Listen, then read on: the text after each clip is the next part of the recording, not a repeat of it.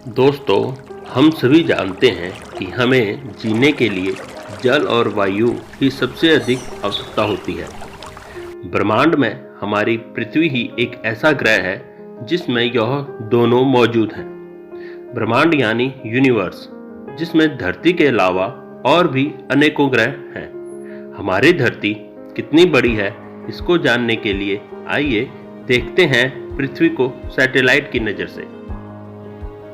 तो देखा कितनी बड़ी है हमारी पृथ्वी।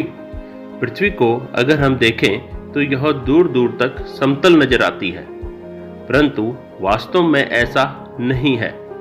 अगर अंतरिक्ष से हम धरती को देखें तो हमें हमारी धरती गोलाकार दिखेगी।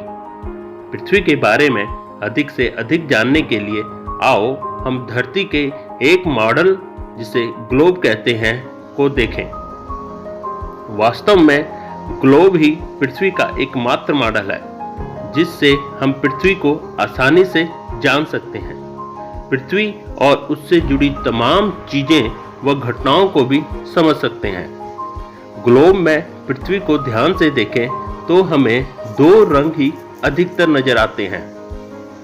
धरती के इस मॉडल में काफी मात्रा में नीला रंग नजर आता है, जो वास्तव में धरती पर फैला विशाल जल भाग है, जिसे महासागर कहते हैं। हमारी धरती में इस नीले भाग के अलावा जो दूसरा भाग है उसे जमीन कहते हैं। अगर आसान शब्दों में कहा जाए तो धरती का वह भाग जो नीला नजर आता है वो जल और दूसरा भाग थल है।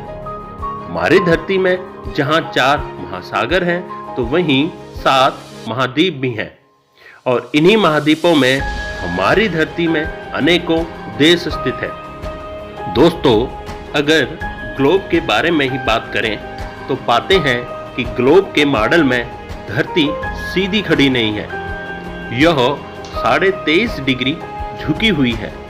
वास्तव में ऐसा पृथ्वी के अपने अक्ष पर झुकने के कारण ही है।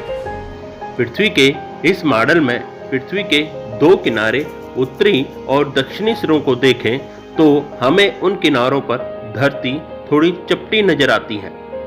धरती के इन दोनों किनारों को भूगोल की भाषा में ध्रुव भाव पोल कहा जाता है।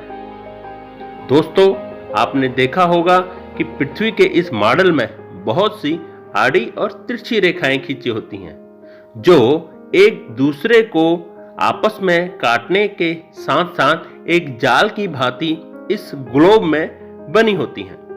क्या आपको पता है कि ये खड़ी और आड़ी रेखाएं काल्पनिक हैं? सच तो यह है कि असल में धरती पर ऐसी कोई भी रेखा नहीं है। ये तो धरती पर किसी स्थान की भौगोलिक स्थिति को दिखाने के लिए खींची गई हैं। अगर हमें यह जानना हो कि धरती में कोई जगह कहां पर स्थित है तो हमें इन रेखाओं का प्रयोग करना पड़ता है। भूगोल में इसी स्थान को किसी स्थान, देश, शहर आदि की भौगोलिक स्थिति कहते हैं। ग्लोब के सबसे ऊपर के बिंदु को उत्तरी ध्रुव और सबसे नीचे के बिंदु को दक्षिणी ध्रुव कहते हैं। आज के लिए बस इतना ही। अगर आप ध्रुवों और उससे संबंधित चीजों व घटनाओं को जानना चाहते हैं तो मेरी अगली वीडियो को देखना ना भूलें। और अगर आपको यह जानकारी अच्छी लगी हो तो मेरे इस YouTube चैनल ज्ञान तंत्र को लाइक और सब्सक्राइब करना ना भूलें। तो मिलते हैं अपनी अगली वीडियो में, तब तक के लिए नमस्कार।